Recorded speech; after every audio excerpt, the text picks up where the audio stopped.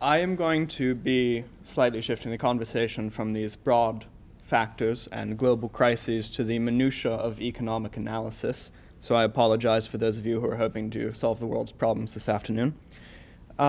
It was said in 1721 by Sir Isaac Newton that he could understand the movements of heavenly bodies, but not the madness of the people. He had just lost a great deal of money in the explosion of the South Seas bubble. So for quite a while, understanding how economies work and the information which goes into them has been an extremely complicated project. And in particular, it has to be noted that the work of,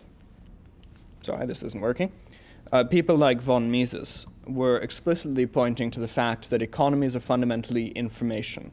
So really quickly, the background to our economy is that there's something called the FANG market, which is Facebook, Apple, Amazon, Netflix, and Google. And for the past 10 years, there was a bull market, which means the economy was doing well. But it's also the case that owning most of these stocks was a fundamental requirement for making serious gains, or at least beating the market over this time period. They comprised a majority of the market's performance. And in 2018, which is the turning point and why I'm looking at this, despite the fact that there were extremely strong economic fundamentals, very, very low unemployment, which continues to go down, extremely strong market performance, these companies did not perform well. Some of them have bounced back a little bit since then, but there was a major turning point, and this was somewhat unprecedented. So it seemed to me that there was an issue in the proper containment, the proper analysis of this data. And what struck me as an interesting project would be to develop the next step in how to look at network-based internet companies. So in particular, we're looking at the projection of revenue, which is a subset of the model which would be fully necessary to do this in completion and make your millions. But this is also for companies which don't have a monetization strategy. So companies like Twitter, we've recently seen a series of IPOs for unprofitable tech companies, which haven't perfected their revenue streams but do have business models we consider valuable. This is not something you could accurately apply to any company that exists yet. It's relational, so there are some variables I'm going to be introducing, and the main point was to capture the way they interact with each other.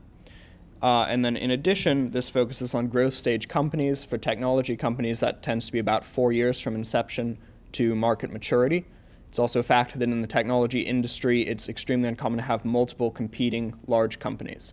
Usually, you have one or two winners. You're not going to have quite a few large companies, and you're not going to have very many smaller companies which have sustainable competition. So if you're running a tire company, you can have a small Midwestern plant which is profitable. But if you're a technology company, you either win big or you don't win at all. So there are a couple variables that I found extremely useful. The first is price, which in this case we can read as essentially the revenue generated per user on this network.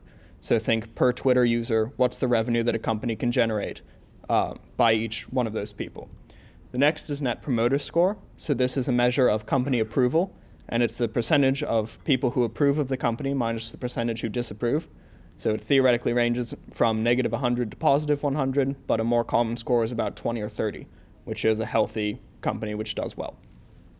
The next is breadth. So this is an extremely arbitrary metric I came up with, and it essentially ranges from 1 to 2, and it is a sort of multiplying factor for the range of product offerings a company has.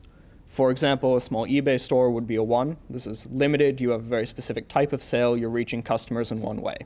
Something like IKEA is a midpoint. You're doing home goods. You have a couple of paths to reach individual customers, but you certainly have a contained sort of section of that industry. And then something like Amazon, which will basically sell you anything which can be shipped, is a 2. The next is the industry C2. This is the percentage of an industry composed of the 2 largest companies in an industry. So for example, if you have an industry C2 of 80%, it means that your entire industry, 80% of it is composed of the 2 largest companies, right? And if it were 60%, then 60% of it is composed of those, and there's 40% for the untold masses of companies which haven't done as well. The current market share, measured as a percentage, which is to say how much of the market does the company being analyzed possess. This is generally extremely small for a startup tech company. There's the industry growth rate, which can either be theoretical or real. Maybe it's an industry which is unexplored, in which case you're going to have to make a lot of assumptions, or it can be a real industry where you have a new player. You have the potential market, which is the number of customers. So with that said, here's the model that I started to put together. So here's the first step, and I apologize, it looks nasty. So essentially the first section, the first parentheses, this entire thing can be read as a percentage change. It's just strangely applied because some numbers are measured in percent and some are an absolute number of customers. But functionally, all of it except for the purple section at the end is a percentage change in the number of customers you have. And then T, which is the time it takes for maturity, which we said was about 4 years, essentially annualizes that rate. So the growth rate assumes success, like I mentioned before, because you can't be a mid-sized company. You either win or you lose. So this is how fast a company at its current stage would need to grow to be competitive at its late stage, annualized for the number of years that it has to do that in. So it's essentially a necessary constraint on the company which exists to succeed. And in that case, what does it look like? Next, you have price. And this is, again, the revenue you can generate per user. And this is a factor, which is a combination of the approval that is sort of given to the company by the customers. It is a factor of the breadth of offerings they have on the assumption that you can get more viewers per use, or sort of more ways to pull people in, and that your product offering is fundamentally and your platform is fundamentally more valuable. And then the current price is the sort of related proportion so that everything moves in ratio to that. So an example here is if you have a $10 sort of revenue per user, and you have a 30% NPS, which is extremely healthy, and a 1.5 or mid-sized product offering, you can be looking at an end revenue generation per user of about $14 after the 4 years, which seems reasonable. It's actually probably a little low, but we like conservative estimates for revenue because it means if we're wrong, we're happy. That means the total revenue is essentially the multiplied. So generally speaking, profit is revenue minus cost, and revenue is the number of things you're selling by the price you're selling them.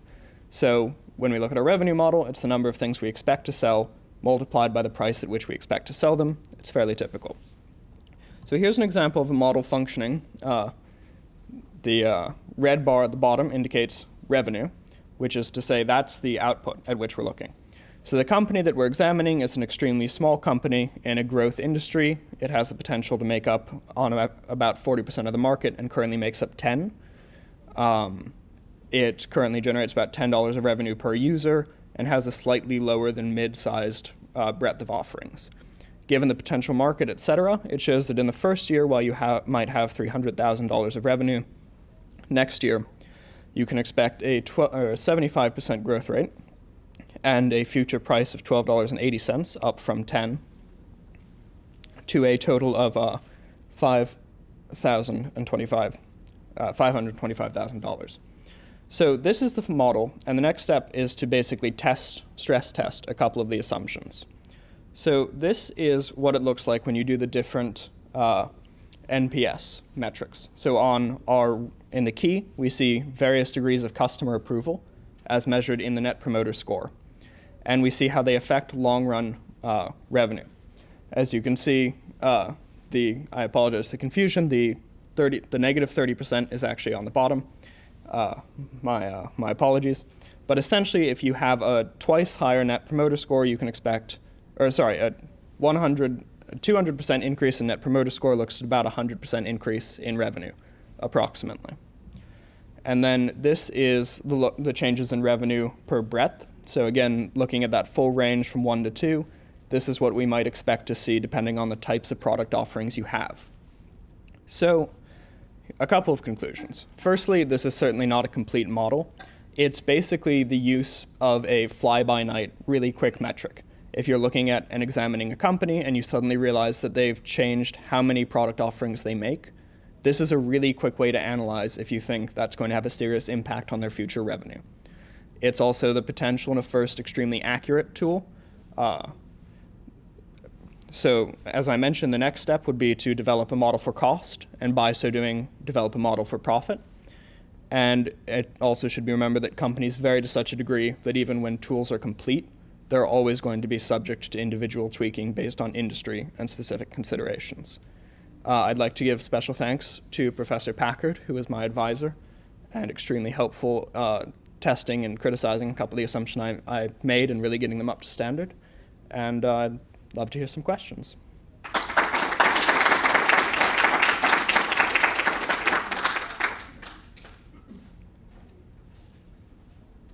Yes. Why did you decide 4 was the correct amount of years for the, Yeah, it's a good question. So it's an empirical question. So fundamentally, if it turned out to be wrong, the model would just be shifted around it. But the basic idea was that I looked at a couple of different companies. They tend to be a little longer, but that's before they sort of go public and you have the real information. So Amazon's been around for a really long time. Wayfair's been around for a really long time. But until they IPO, until they come into the public square, it's really hard to estimate. And from there, it looks to be about 4 years until they sort of come into maturity. But it's an empirical question. Yes? This is kind of outside of this specific equation that you developed here, but I'd just like to hear your opinion. How do you feel about Lyft's recent IPO? There's kind of a lot of criticism around it. Yeah, so Lyft IPO'd at a share price about 20% over what most market calculations have them at. And the really interesting thing is that they're considering suing the investment bankers who did the IPO, because they basically said, you made our company look bad by overvaluing us and you failed the test of the market. Firstly, I think the downshift was extremely reasonable. I'm skeptical about investing in a lot of these tech companies, and I think Lyft's business model isn't good enough to warrant the market cap that they had initially priced at. I don't think they should be allowed to sue the investment banks who made the mistake. It's a perverse incentive on a lot of jobs like investment banking and consulting, which is that you can no longer make recommendations, you can no longer go into an industry, you tie yourself more fundamentally in sort of a fiduciary way to each company that you assist. And I think that's going to have a negative effect for financial services in the long run. Yes? Thank you, Xander. So you must have tried this out with different companies, say like Wayfair, others. To pick one out of the blue. To pick one out of the blue somewhere. So what do you find when you actually plug a company in? Yeah, so this actually wouldn't quite work for Wayfair because they really sell things. Like I said, this is sort of a network-based company, so it's a really good question.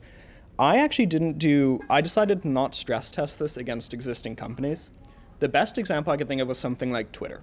And the reason that I didn't is that they don't have a current good valuation. This is an emerging area, and there's nothing to which I can compare safely. So Twitter currently doesn't have a revenue generation model in any functional sense. So comparing it to what they should be doing or aren't doing doesn't work. And secondly, this is actually potential. So when I talk about revenue per user, that doesn't have to be an actualized revenue. It can be a theoretical amount which could be taken. So company practices are going to vary so much that it's hard to tell. Yes? What are the practical next steps for this project, if any? The practical next steps would probably be to either develop the cost section or to make this a broad heuristic which doesn't look at specific companies but sort of takes in factors, so you could do like quantitative investing off of it. So basically you make a bet on 100 companies based on this model and not one, which is a much better use of it than trying to figure out a particular company. When can I give you my money? Right after the presentation.